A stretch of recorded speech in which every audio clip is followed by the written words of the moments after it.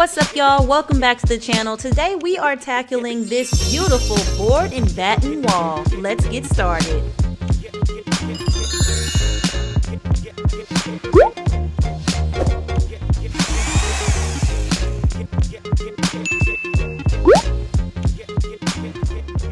If you don't know what board and batten is, here are two examples. It is a very popular paneling technique that has made a comeback, and I absolutely freaking love it. So let's get started by removing the wall coverings from this wall. I have two wall coverings to remove, and if you have a wall that is kind of dirty, make sure you clean it first. Now let's apply the wallpaper. So this wallpaper is actually from Limitless walls, and they are actually the sponsor of today's video. Y'all, this wallpaper is so super cute. They have thousands of options, and you can even upload your own design for them to print for you. This wallpaper was super thick and easy to install by myself. They asked me for the dimensions of the wall that I would need to cover, and they sent me the 4 panels cut to size to fit the space perfectly. Now, you may be like, Tyra, why does your wallpaper go all the way to the bottom of the wall? Baby girl, it's because the board and batten will cover the bottom half of the wall, so I did not need that extra wallpaper to cover all the way to the bottom. Now I am making sure that I cut out a hole for my light switch. You guys, if you do this, it's very important to make sure that there is no electricity running to this switch. You could seriously hurt yourself. So I originally got my MDF boards cut at Home Depot, but they did not cut them to the proper size. So a little tip, make sure you are double checking the sizes that the Home Depot representative cut for you.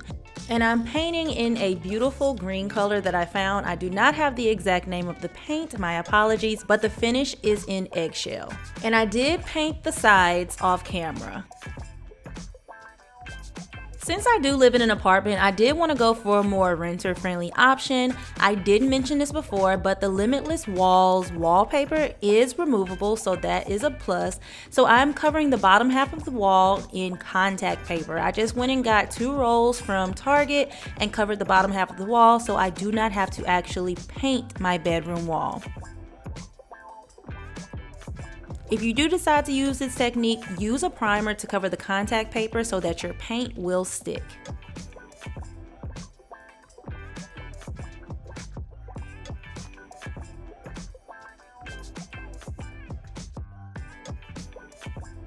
Now I'm going in with my pocket knife to trim the contact paper. I'm not going to remove this yet because I want to protect my baseboards from paint when I am painting. But you want to make sure that you do this first so that you can remove this excess contact paper after the wall has been painted. Before I paint the wall, now I am installing my batten boards. But first, the biggest thing you need to know is the math. That is super important. So let's jump over to my scratch work. First, you need to measure the total length and height of your board and batten wall. From there, you want to make sure that you know the width of each batten board you will be installing. I knew I wanted 5 squares horizontally and 2 squares vertically for my board and batten wall. So once I knew that, it was easy for me to calculate the lengths of my batten boards. Once I knew the measurements for the amount of batten boards I would need, I then mapped out how many full boards I would need to buy and the cuts that they would need to cut once I made it to Home Depot, as you can see to the right. And all of these measurements will depend on your wall size and the size of the boards that you decide to use. I decided to install my vertical boards first, making sure that I utilized my horizontal short boards to make sure that my vertical boards were the correct distance apart from one another. And I'm using small finishing nails to nail the boards to the wall.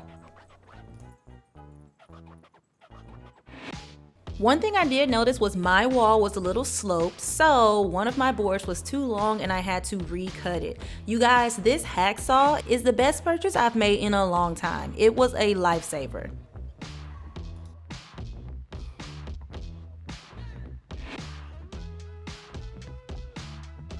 Now I'm using some silicone that I got from Home Depot to fill in the cracks. If this wasn't a rented apartment, I would have used the silicone along every edge of each board to make sure that it was sealed perfectly to the wall before I painted.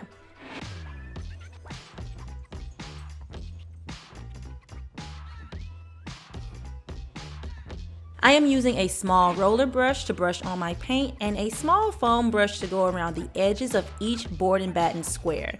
Now I'm only doing one coat of paint because, like I said, this is a renter-friendly apartment and my bed will be covering this wall, but I also covered the finishing nails and the white silicone after it dried.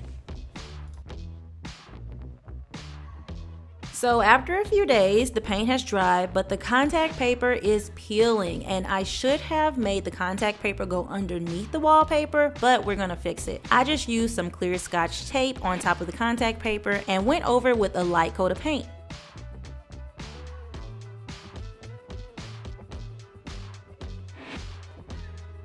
And it looks pretty good to me.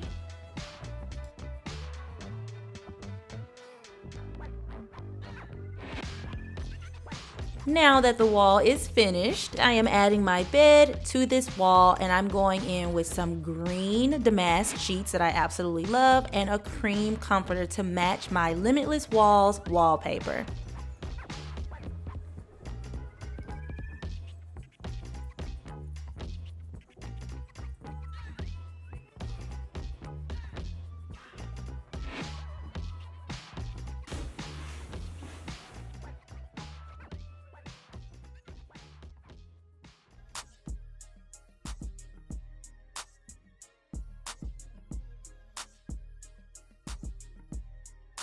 And here is the finished result, you guys. I am in love with this wall. If you would like to get your own removable wallpaper or wall mural, you can go to limitlesswalls.com, and to get 35% off your purchase, use code Tyra35.